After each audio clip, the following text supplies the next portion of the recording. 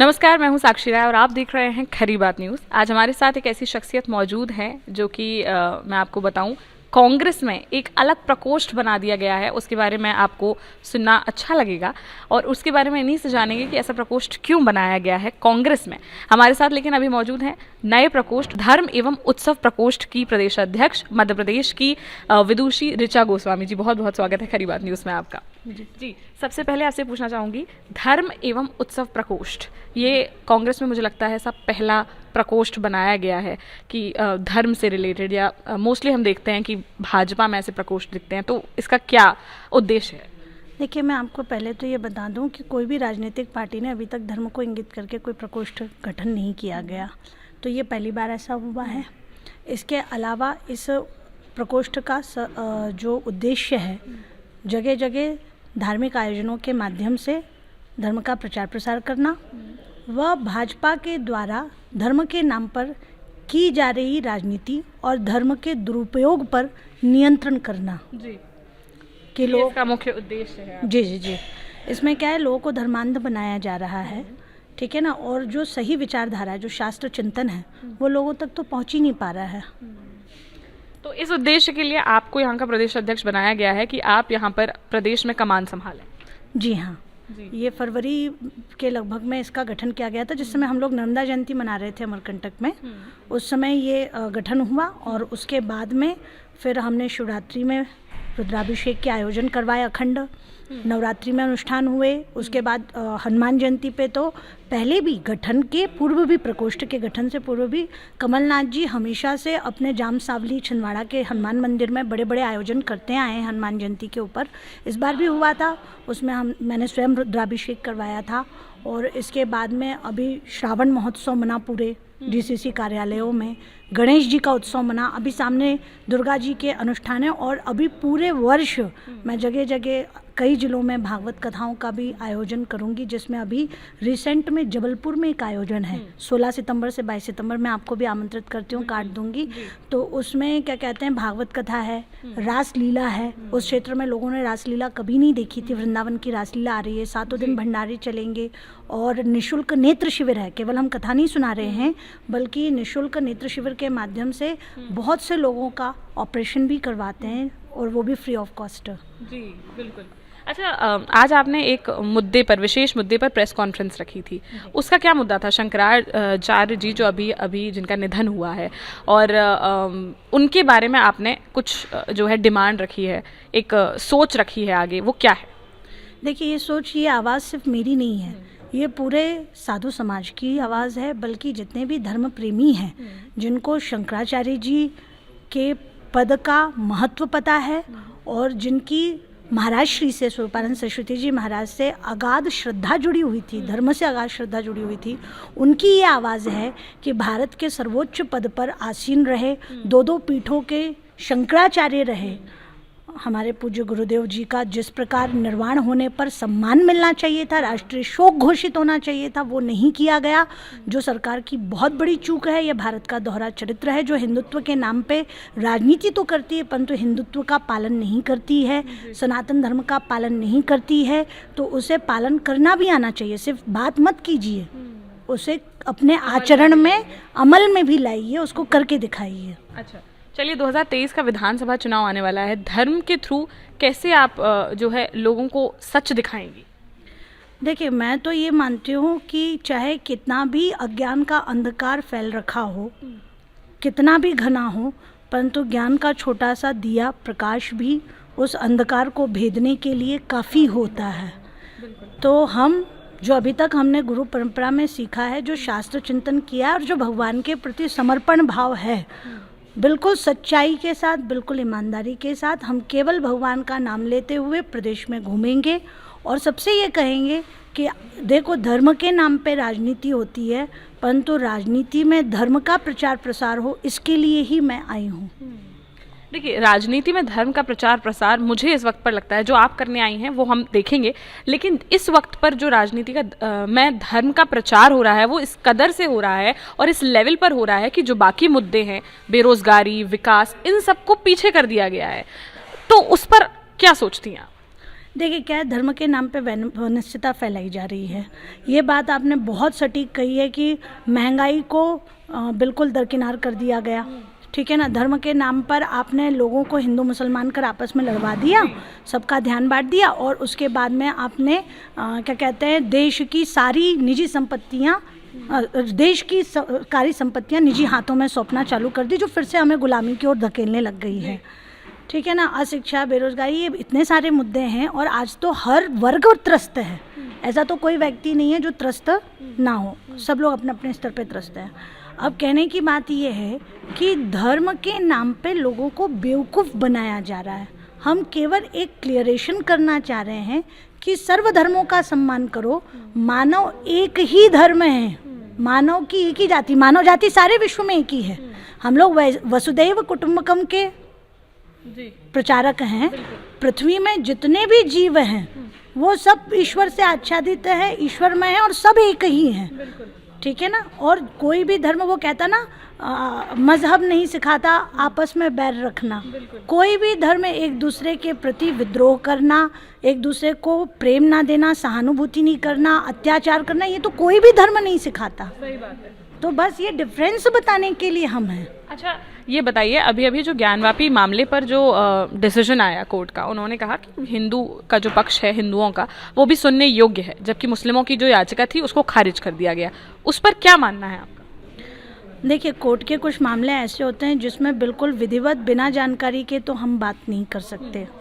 अच्छा, मेरी ये थोड़ी सी कमी है कि मैं हर न्यूज़ को बिल्कुल अच्छे से नहीं देख पाती हूँ, तो जब तक मेरी बिल्कुल सटीक जानकारी ना हो तो उससे पहले मैं स्टेटमेंट दूं तो वो ठीक नहीं होगा। नहीं, इतना मतलब मेरा बस पूछना इतना है, जैसे कि कोर्ट का जो डिसीजन आया वो ये आया कि हिंदुओं का भी पक्ष जो है वो सुनने योग्य है, जबकि मुस्लिम ये कह रहे थे कि नहीं, हिंदुओं का पक्ष सुनना भी नहीं चाहिए।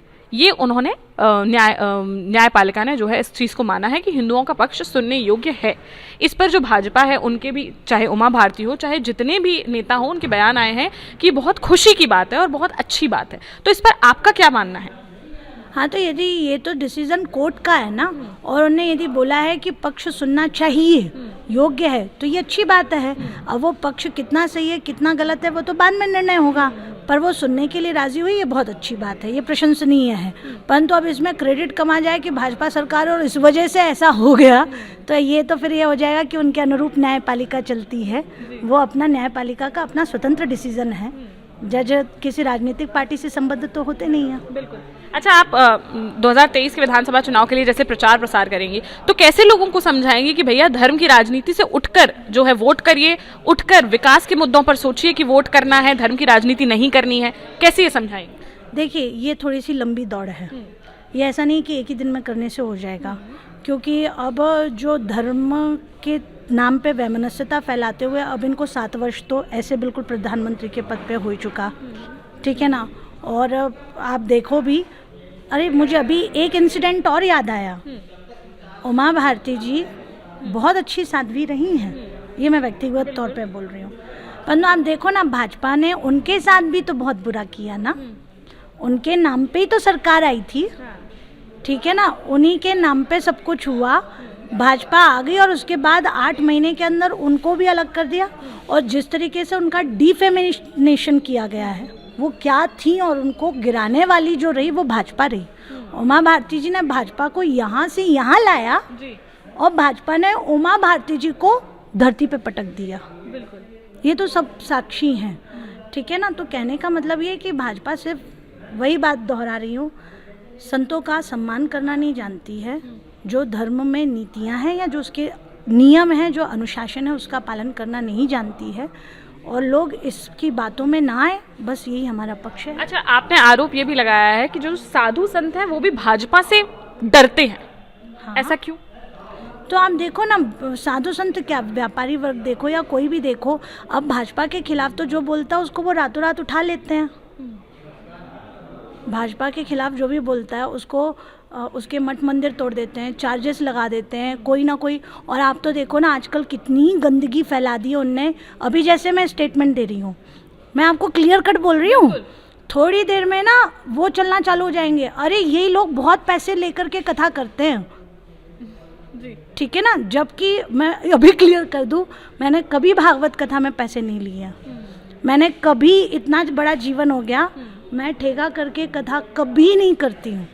मैंने अपने नाम पे ना घर बनवाया, ना टिकट, मतलब कोई बैंक अकाउंट है, कुछ भी नहीं है। इवन मेरी जेब में कभी पैसे नहीं रहते हैं। तो मैं इतना मुखर होकर सिर्फ इसलिए बोल पा रही हूँ क्योंकि मुझे कुछ खोने का भय नहीं है, पहली चीज़। ठीक है, और दूसरी बात ये कि जिन लोगों के पास कुछ है, जैसे कि मंदिर है, या धर्म में किन्हीं का कुछ पद है, सम्मान है, उन लोगों को वाकई भाजपा से डर लगता है और इसलिए वो खुल करके आगे नहीं बढ़ पाते हैं। भाजपा ने राजनीति का ना स्तर बहुत ज़्यादा गिरा दिया है।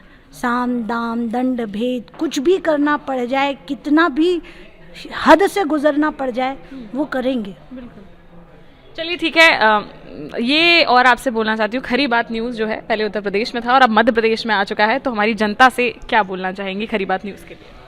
देखिए, मैं आपसे सिर्फ इतना ही कहती हूँ कि आप लोग थोड़ा सा धर्म को क्लियर कीजिए। ये कंसेप्शन जो फैले हुए हैं कि राम राज्य लाएंगे, तो राम राज्य की सबसे बड़ी परिकल्पना सबसे पहले हमारे गुरुदेव जी ने की थी और वो राम राज्य परिषद के अध्यक्ष भी थे। राम जन्मभूमि पे भी जब जब भाजपा से त्रुटि हुई है, गुरुजी ने फटकारें भी लगाई हैं, जो सबको पता है। ठीक है ना, और वो भी भाजपा की नीतियों से पुष्ट नहीं थे। ठीक है ना। अब सीधी सी बात यह है कि मैं आपको कहना चाहूँगी कि आपको जो एक धर्म के नाम से विष फैलाया जा रहा है, आपस में विद्रोह करने का और एक दूसरे से नफ़रत करने का, उस नफ़रत को ख़त्म कीजिए।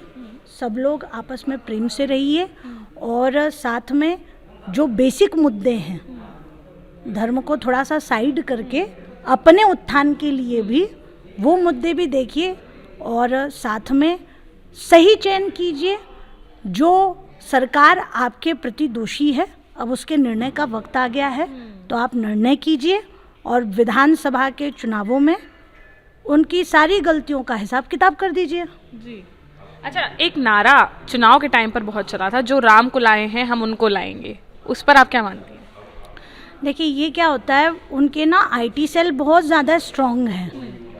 ठीक है ना, तो मैं आपको बता दूं, राम जी तो वो लाए ही नहीं थे, दशरथ जी तो है नहीं, दशरथ जी लाए थे राम जी। पहली चीज़, राम जी को आए भी कई लाख साल बीत चुके हैं।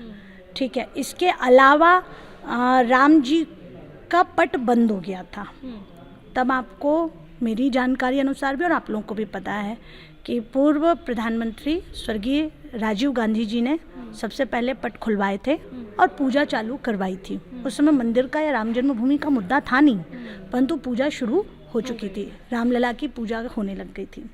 अभी मैंने ये बात बहुत से चैनलों पे की है, मैं फिर से रिपीट कर रही हूँ, और ख़ासकर क्योंकि इस बात को देखते मुझे बहुत बुरा लगा था। मैं रिसेंट में 10 दिन पहले अयोध्या गई थी।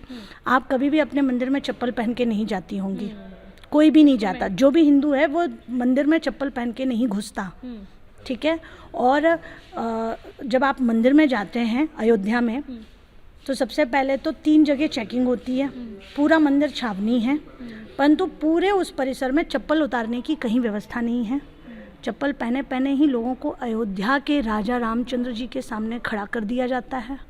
वहीं पुजारी प्रसाद देता है, वहीं से लोग गुजर जाते हैं। रास्ते भर में पूछती रही, भैया चप्पल कहाँ उतार दे, चप्पल कहाँ उतार दे, नहीं नहीं आप चलते जाओ। जब मैं बिल्कुल भगवान के सामने खड़ी हो गई, तब मुझे लगा, बहुत ज़्यादा दुख भी हुआ, बल्कि रोना भी आया कि मतलब भगवान को तो बख्श देते यार। चलिए ठीक है, 2023 के विधानसभा चुनाव आ रहा है, दर्शकों से क्या कहना चाहती है? मैं बस इतना ही कहूँगी, अपने विवेक से काम लीजिए। सब दर्शकों के सामने हैं, जनता बेवकूफ़ तो है नहीं, सब देख रही है। थोड़ा अच्छे से विवेक का प्रयोग करें, सद्बुद्धि का प्रयोग करें, और भाजपा पूरी तरीके से अब नकार देने योग्य है।